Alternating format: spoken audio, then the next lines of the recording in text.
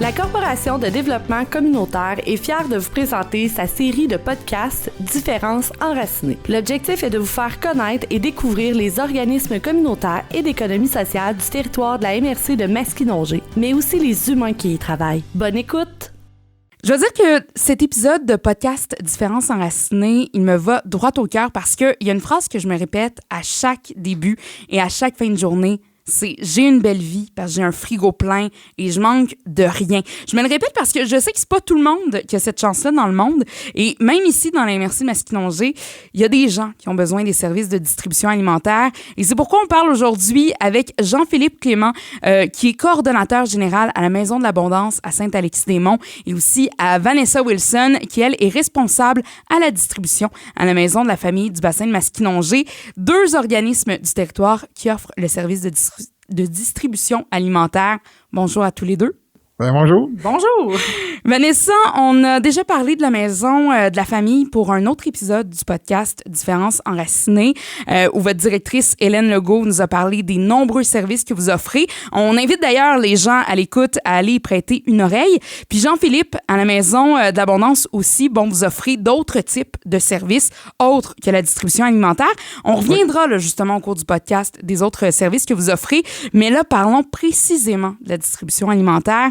On dit souvent que la pauvreté n'a pas de visage, que justement les gens qui ont ce besoin-là, ça peut varier d'une fois à l'autre, mais disons-le, à qui s'adresse plus particulièrement votre service de distribution alimentaire? Bon, c'est sûr qu'en grande partie, je vous dirais, nous, à la Maison de l'Abondance, il y a une grande majorité des personnes qui bénéficient de l'aide sociale. Bon, en seconde partie, on voit aussi des personnes âgées à leur pension de vieillesse. Et puis, en troisième lieu, je vous dirais des personnes à faible revenu qui travaillent. Et puis, mais que pour une situation X, le chômage ou une perte d'emploi ou travail, mais à des heures, disons, temps partiel, donc manque d'argent. Donc encore là, c'est varié. C'est varié. Oui. Puis d'ailleurs, vous, Jean-Philippe, on dit à la Maison de l'Abondance qu'elle est à Saint-Alexis-des-Monts. Par contre, vous desservez d'autres municipalités également. Oui, c'est exact. On dessert 6 municipalités, dont celle de Saint-Élie-Externe, Saint-Paulin, Charette, Saint-Angèle-de-Prémont, Saint-Édouard-de-Masquinongé et puis Saint-Alexis ouais, c'est ça. Donc 6 municipalités là, je crois que j'en oublie pas. Je pense qu'on est bon. Le compte y est. Je pense qu'on y est. Sinon on l'ajoutera dans la description, c'est pas bien. grave. Puis Vanessa, j'aimerais ça l'entendre là-dessus. Donc je sais encore une fois, il y a pas de profil type, mais c'est qui vient vous voir à la Maison de la famille en général? Nous aussi, en règle générale, bien entendu, c'est les faibles revenus. Beaucoup aussi de personnes âgées. Là, on a beaucoup que malheureusement, la pension n'est pas suffisante. Ça, là, ça me va tellement droit au cœur. Tu sais, les personnes âgées, écoute, je deviens émotive parce que c'est nos grands-parents. C'est ceux qui ont travaillé pour nous offrir ce qu'on a eu aujourd'hui. De se dire qu'ils doivent venir parfois pour de l'aide alimentaire, c'est quelque chose, là. Oui, c'est vraiment quelque chose. C'est vrai que c'est très touchant qu'ils ont travaillé vraiment toute leur vie puis qu'à la fin, finalement, ils n'ont pas assez de sous, justement, et qui ont besoin d'aide alimentaire. Fait que ça, c'est une grosse partie de nos passants qui viennent. On a une autre partie, oui, c'est ça, faible revenu, des gens qui travaillent, qui malheureusement manquent d'heures. On sait qu'il manque beaucoup de main-d'œuvre, mais des fois, les travailleurs n'ont pas assez d'heures, n'ont pas leurs 40 heures semaine. On a aussi beaucoup de gens des séparations. Malheureusement, on sait que ça coûte très cher. Il faut tout se réinvestir. Il faut racheter des meubles. Des fois, c'est la voiture aussi. Fait que on a beaucoup de séparations aussi qui arrivent, là, malheureusement. La Maison de la famille est présente, sur le territoire depuis plus de 25 ans. La Maison de l'Abondance, quant à elle, existe depuis 1997. C'est exact. Quel changement avez-vous remarqué au fil du temps au niveau de la demande, les gens qui viennent voir? C'est quoi? Est-ce que vous avez vu une différence au fil des années? Bon, moi, en ce qui a trait à la Maison de l'Abondance, moi, je suis à la Maison de l'Abondance depuis 2016, depuis septembre 2016. Et puis, ce que j'ai remarqué au courant des années, c'est une augmentation des personnes âgées, des personnes à leur retraite, à leur pension de vieillesse, qui nous fréquentent de plus en plus. pour l'aide alimentaire. Ça, c'est dû à l'inflation. L'inflation, on se le fait dire. L'inflation, ça augmente, le prix des aliments augmente, et puis les pensions de vieillesse n'augmentent pas. Fait que ça a un gros impact dans la vie de ces personnes-là, malheureusement. Ben, on en parlait, c'est ça. Moi, j'ai l'image des grands-parents. Je Oui. comprends pas qu'il y ait à vivre ça. Je trouve Exact. ça très triste, vraiment très triste, horrible même. Et toi, de ton côté, Vanessa, toi, est-ce que tu as remarqué peut-être un changement? Oui, un changement de plus en plus dans les gens qui travaillent là, justement avec l'inflation, le coût de la vie, avec le gaz, l'épicerie. Malheureusement, même avec un salaire ou 2 salaires, les gens n'arrivent plus du tout, là, sont plus capables de mettre du gaz dans leur voiture. Avec des adolescents, de compléter l'épicerie comme il faut. On a vraiment de plus en plus de personnes qui travaillent. On a aussi les saisonniers. Il y en a beaucoup qui ne travaillent pas l'hiver. Alors, malheureusement, eux aussi ont souvent besoin d'aide alimentaire. Puis là, parlons positif. Là. Je veux avoir du positif là-dedans dans ce podcast de Différences enracinées. Est-ce que vous avez des histoires marquantes à raconter? Moi, j'ai un exemple qui me vient en tête.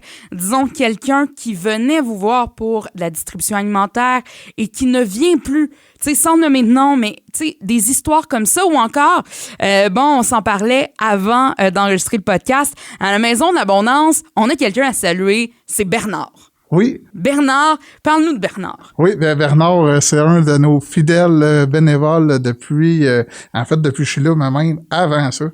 Donc, Bernard, c'est une bonne dizaine d'années, là, au minimum, là, qui effectue le transport des denrées alimentaires avec Gilles, son frère. Bernard, ce que je tiens à souligner surtout de ça, c'est que Bernard, il a 82 ans. Et puis, un monsieur très en forme. Mm-hmm. Et puis, à tous les matins, c'est-à-dire à tous les jeudis matins à 5h30, il est à la Maison de l'Abondance, toujours prêt à aller à Moisson-Mauricie. Un petit remerciement pour Bernard. Et on en a parlé tout à l'heure. Bon, la Maison de l'Abondance, oui, est située à Saint-Alexis-des-Monts. Par contre, être d'autres municipalités. On a Coup de pouce Yamachiche également qui fait de la distribution alimentaire. C'est le bon terme. Oui. Mais vous, à Louisville, bon, vous êtes situé à Louisville, la Maison de la Famille. Est-ce que vous offrez la distribution alimentaire à d'autres municipalités également? Oui, en fait, on couvre tout ce que Jean-Philippe n'a pas nommé tantôt. C'est-à-dire vous êtes complémentaires. Oui, on finalement. est complémentaires. Fait qu'on va nous aussi un petit peu à Saint-Édouard s'ils sont plus près de Louisville. Là, on y va vraiment pour faciliter le plus possible les gens avec les moyens de transport qu'ils ont. On couvre aussi Sainte-Ursule, Saint-Justin, Saint-Léon, Louisville, bien entendu. Et là, j'en ai peut-être oublié une. Il y a beaucoup de municipalités. Oui, d'hommes Masquinongé, oui. Fait qu'advenant que vous appelez à la mauvaise place, on va juste vous référer à la bonne distribution alimentaire. Là, il n'y a pas de problème. Là. Puis, de ton côté, est-ce que tu as une anecdote, une histoire marquante à raconter en lien avec peut-être quelqu'un qui vient à la Maison de la Famille pour la distribution alimentaire ou un bénévole chez vous? Oui, et justement, j'ai une personne qui a commencé à venir en tant que passant. Ensuite, elle nous a demandé de venir faire du bénévolat. Alors, on a tout de suite accepté. On a toujours besoin de personnes qui viennent faire du bénévolat. On aime ça. Oui, on aime ça. Alors, on en a toujours de besoin. Alors, bien sûr, on a accepté avec plaisir. Puis elle était prête aussi à nous donner 2 jours. Nous, on reçoit la distribution le mercredi et on la distribue le jeudi parce que le jeudi, on est vraiment, on la distribue de 9h30 à 5h15. Là. Fait qu'on est là vraiment toute la journée pour permettre aux gens qui terminent de travailler de pouvoir passer après le travail. Là. Fait qu'on est là sur une grande période. Fait qu'elle elle vient, elle commence à venir, là, justement, les mercredis, les jeudis, tout ça va bien. Puis là, finalement, elle se trouve un emploi. Fait que là, nous, on dit, mais mon Dieu, mais c'est formidable. Hein, le but, c'est que on était très triste de perdre une bénévole aussi bonne, mais vraiment très heureuse. Puis elle a dit, c'est vraiment grâce à vous que ça m'a donné envie, justement, de retourner sur le marché du travail. Elle dit, avec la pandémie, j'étais tout le temps dans mon salon, puis malheureusement, les gens sont tombés vraiment comme dans une sphère de solitude, je dirais, là, avec la pandémie. On sort pas trop, on voit pas trop de gens, on a peur. Fait qu'elle, ça y tentait plus de sortir. Fait que revenir faire du bénévolat, ça lui a vraiment redonné confiance en elle, revoir des gens, puis ça lui a donné envie d'aller, de retourner sur le marché du travail. Fait qu'on était vraiment contente pour elle. Ben, je suis vraiment contente pour elle également. Si elle écoute ce podcast-ci, on la salue. Mais wow, vraiment. Fait qu'elle, en venant faire du bénévolat, c'est ça, comme tu le disais, c'est valorisant, hein, faire du bénévolat aussi. Puis on sent sent utile et juste ce sentiment-là, il fait tellement de bien. Sentir qu'on fait la différence, justement, pour la société. Puis, je le disais d'entrée de jeu, on vous reçoit aujourd'hui, pour parler de distribution alimentaire, mais vous offrez plusieurs autres services. Jean-Philippe, à la Maison de l'Abondance, par exemple, vous avez aussi une friperie, t'en parlais tout à l'heure, un service de buanderie, du dépannage alimentaire d'urgence également. Avant d'aller plus loin, parce qu'il y en a d'autres des services que vous offrez aussi à la Maison de l'Abondance, moi, j'aimerais savoir, c'est quoi la différence entre l'aide alimentaire et le dépannage alimentaire d'urgence? Le dépannage alimentaire d'urgence, c'est un besoin non récurrent. Donc, c'est une seule fois. C'est une urgence. C'est ça, c'est une urgence. C'est une personne qui arrive, que là, pour une situation X, là, elle a pas de nourriture, elle demande de la nourriture. Mais ça veut pas dire que cette personne-là va demander à devenir bénéficiaire des services d'aide alimentaire. Donc, c'est là qu'on en vient à la distribution alimentaire. La distribution alimentaire, elle, c'est sur un besoin récurrent. Donc, à tous les semaines, ou ça peut être aux 2 semaines. En fait, c'est selon les besoins de la personne. Donc, c'est ça.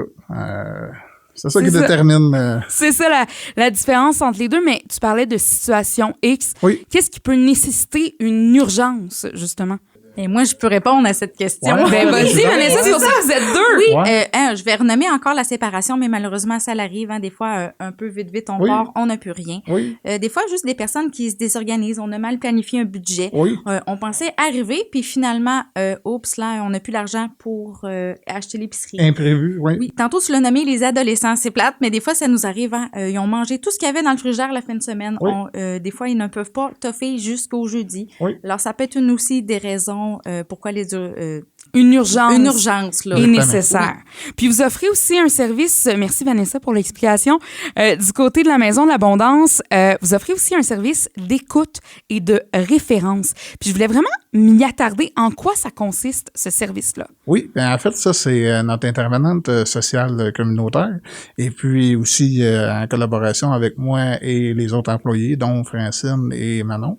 En fait, là, le service d'écoute, d'aide et de référence, ça, c'est axé sur les problèmes sociaux, les problèmes mentaux aussi, des personnes qui viennent nous voir et qui nous disent, là, j'ai une problématique X ou une problématique Y. Où est-ce que je dois aller pour faire X choses? As-tu, mettons, des conseils à me proposer à propos de ça? Ou cette semaine, j'aurais besoin d'aide alimentaire, mais j'ai pas d'argent. Donc ça rentre justement dans l'intervention. Parce que là, Pourquoi t'en as pas cette semaine? C'est ça. Qu'est-ce qui est arrivé? Exact. Faire un plan pour que ça n'arrive plus également. Tu sais, avoir au moins les sous pour se la payer. C'est ça. Des fois, ça peut être une question de créer un budget ou de regarder s'il y a un déséquilibre dans le budget puis comment ramener l'équilibre budgétaire. Donc, ça, c'est tout le travail de l'intervenante sociale en grande partie. Puis aussi, j'imagine, de référer à d'autres organismes. Oui. Ça rentre là-dedans aussi. Exact. Il y a beaucoup de références qui est effectuées dans chaque intervention. Et je vous dirais, il y a presque une référence dans chaque intervention. C'est rare qu'il n'y a pas de référence. On parle souvent d'un autre organisme. Parce qu'un problème a souvent rapport avec une autre mission dans un autre organisme. Est-ce que vous pouvez nous parler peut-être, justement, question à vous deux, d'autres organismes avec qui vous faites affaire parfois? Oui. Ça peut arriver qu'on fasse affaire avec le centre L'Étape. Ça peut Problème de dépendance. Oui, problème de dépendance, oui. La maison de la famille aussi, ça peut arriver aussi. C'est sûr que nous, à Saint-Alexis, on est, comment je dirais ça, on est éloigné un petit peu. Fait que pour ce qui est des services... Mais je sais notamment sur votre site web, c'est possible pour les gens... en fait, vous l'expliquez sur votre site web, devrais-je dire, pour le transport collectif. Oui. Vous avez une nouvelle ligne vers Saint-Alexis-des-Monts. Oui. Donc, c'est possible de se rendre à la Maison de l'Abondance, si j'ai bien compris, pour s'inscrire au transport collectif. Oui. C'est une belle collaboration, ça? Oui, bien justement, là, vous me faites penser à ça. Dans le cas où est-ce que la personne nécessite un transport pour aller dans un autre organisme, justement, là, si la personne a pas de transport, là, je vais référer au transport collectif. Comme on dit, il y a une ligne, la ligne orange, et puis sinon, ça peut être du cas par cas aussi, si la personne, ça peut être un taxi, mais qui est organisé avec le transport collectif. Donc, oui, on collabore beaucoup avec le transport collectif, effectivement. C'est un autre organisme qui est très utile. Oui, oui. On en parlait justement dans leur podcast de Différences enracinées, leur épisode. C'est comme le lien qui unit les autres organismes, si on peut dire. Vous, du côté de la Maison de la famille, Vanessa, avec quel organisme vous faites affaire souvent? Moi aussi, j'ai nommé le transport collectif, mais c'est vrai, c'est vraiment un très beau partenariat qui aide beaucoup de gens. On a des personnes qui sont pas capables physiquement de se déplacer, soit pour une maladie ou une opération ou quoi que ce soit. Dans ce cas-là, justement, leur distribution va être livrée. Fait que c'est vraiment des très, très, très beaux partenaires. Mais sinon, on va toujours référer, comme dirait ma directrice, à plus haut que nous. Fait qu'on est toujours à l'écoute, de nos passants. Nous, on n'a pas nécessairement un intervenant sur place. Par contre, on les aime vraiment beaucoup d'amour, toutes les passants qui viennent. Fait qu'on s'inquiète tout le temps pour eux. Si on voit qu'ils filent un petit peu moins bien, on va leur poser des questions. Des fois aussi, on réussit à créer des beaux liens. Alors, eux vont tout de suite d'emblée nous poser des questions. On sort la boîte à outils et on souligne qui pourrait les aider. On souligne tout ce qui peut les aider. Let's go, on sort le marqueur. Ici, tu peux appeler là, on sort le marqueur, on leur redonne puis on dit, tu sais, moi là, je peux pas t'aider pour cette situation X, mais par contre, dans Masquinongé, voici tout ce qui existe qui pourrait t'aider. Fait qu'on réfère vraiment tout le temps le plus possible à un autre organisme qui fait justement, là, qui ont ça comme mission. Là, parce que nous, c'est pas nécessairement notre mission et on veut pas, c'est ça, faire du dédoublement. Là, tu sais, on sait que c'est pas nécessairement notre job, mettons la toxicomanie. C'est sûr qu'on va les référer au centre l'étape. Là. Puis j'imagine aussi, tu en glissais un mot, vous les aimez. Vous aimez ceux qui viennent vous voir. Et ça doit aider parce que je me mets à la place des gens et même, des fois, on en entend parler, aller chercher de l'aide alimentaire. Il y a une petite honte, on dirait, derrière ça. Tu sais, on dirait que c'est comme la dernière option. Je suis pas la meilleure personne peut-être pour l'exprimer, mais il y a la petite honte. Puis il faudrait pas qu'il ait cette honte-là, mais de se sentir accueilli par des gens comme vous qui, justement, arrivent vers « Hey, c'est pas grave, tu vas te relever. » Vous avez parlé d'histoires où est-ce que des gens se sont relevés. Ça va faire du bien à des gens d'entendre ça, justement. Mais pour enlever cette honte-là, qu'est-ce qu'on pourrait dire à ces gens-là qui hésitent à venir chercher de l'aide? Il faut pas avoir peur de venir chercher de l'aide. Ça peut arriver à tout le monde. Un avarie, un imprévu, une perte d'emploi. Il y a personne qui est à l'abri de ça. Puis c'est ça. C'est ça, il y a personne à l'abri, mais on dirait que c'est tellement tabou de se dire je vais aller chercher de l'aide alimentaire. Faut que tu piles sur ton orgueil, puis faudrait pas, parce que ça peut arriver à n'importe qui. On le disait tout à l'heure, la pauvreté, entre guillemets, n'a pas de visage. Non, en effet, puis un imprévu, ça peut arriver souvent. C'est vrai que il y a des gens un petit peu plus gênés qui ont comme un peu honte, mais la première étape, c'est faut accepter qu'on a besoin d'aide. Je pense que dans la vie, puis pas juste dans l'aide alimentaire, mais à partir du moment qu'on accepte qu'on a besoin d'aide, toutes les ressources sont disponibles. Dans Masquinongé, on en a vraiment beaucoup. Et ensuite, c'est vraiment notre travail dans la distribution de faire sentir justement les gens, de bien accueillir les gens. Fait que c'est la première étape. Moi, c'est la première fois la pire, vous allez voir. C'est toujours un petit peu stressant, on sait pas à quoi s'attendre, mais après ça, vous allez voir la deuxième fois, ça va bien aller. Puis après ça, on va jaser comme si rien n'était. Fait que vraiment, là, c'est de faire le premier pas, d'appeler. C'est vraiment la première étape. Puis ensuite, là, vous allez voir, là, tout va bien se dérouler, là. Puis c'est ça vient briser l'isolement aussi, de venir vous voir, tu sais, de partager son problème avec quelqu'un d'autre. C'est quelque chose aussi que vous offrez, tu sais, de l'écoute en tant que tel, c'est beau. Moi, je vais juste ouvrir une parenthèse. Vas-y. Ouais, je vais juste ouvrir une parenthèse, là. C'est parce que là, il me vient quelque chose à l'idée, puis là, je me dis, là, une personne qui n'a jamais travaillé, en fait, une personne qui connaît pas le milieu communautaire, qui connaît pas vraiment les distributions alimentaires, outre que en entendre parler, supposons. Bon. Là, cette personne-là, elle va se dire, ouais, tu sais, il va peut-être avoir une hésitation, justement, à hésiter à venir chercher les services, mais comment je reviens ça? Il faut pas hésiter. Moi, là, j'ai connu ce qu'était le milieu de travailler dans un milieu pas communautaire. Puis là, maintenant, aujourd'hui, je travaille dans le milieu communautaire. Puis je peux vous dire que si à un moment donné, ça irait mal, ben j'hésiterais pas à aller cogner aux portes là où il faut aller cogner parce que il y a d'excellents services. Puis c'est pas que je veux vanter le milieu communautaire, mais vas-y, vente-le. C'est que le milieu communautaire, t'as le service immédiatement. On n'est pas à l'hôpital, on n'est pas dans un centre de santé et services sociaux. Où est-ce que tu vas être sur une liste d'attente puis que tu pourras pas avoir une réponse avant 2 semaines. T'as un problème, peu importe le problème que tu as. Tu te sens pas bien, tu te sens isolé, tu voudrais parler. On va t'accueillir. On va t'accueillir. On est là pour ça. Puis on le disait tantôt, des fois la personne peut avoir un autre problème. Vous allez l'appuyer, vous allez l'aider à trouver le bon endroit où aller cogner. Oui, puis aussi, une autre chose, c'est que, par exemple, nous, la Maison de l'Abondance, bon, on a une friperie comme porte d'entrée. Fait que ça, c'est un prétexte. On s'en va magasiner à la friperie, puis moi, je savais pas qu'il y avait ce service-là. Mais c'est la première fois que je viens ici. Fait que là, c'est ça. Ça commence comme ça. On visite la place. J'ai entendu parler qu'il y avait des belles affaires là. Puis... Fait que là, c'est ça. Mais aussi, et je pense qu'il y a la mentalité de on a honte d'aller chercher de l'aide, mais je pense qu'il y a aussi l'aspect de je veux pas voler la place de quelqu'un d'autre. Ça se peut-tu, ça? Le côté de j'en ai-tu autant besoin que quelqu'un d'autre? C'est vrai que oui, on peut se poser cette question-là, mais quand on est rendu à se poser cette question-là, c'est que là, il y a un problème. C'est peut-être qu'on en a besoin, finalement. Exactement, oui. Puis à ce moment-là, il faut pas hésiter. Il y a pas de... C'est ça, il faut pas hésiter. On y va, on s'informe, on appelle, on peut appeler. Le téléphone est là. Ça commence avec un téléphone, puis après ça, et puis, c'est ça. Et Jean-Philippe, on a parlé des autres services que vous offrez. Là, finalement, on a dévié un peu la conversation, mais revenons à la Maison de la famille, Vanessa.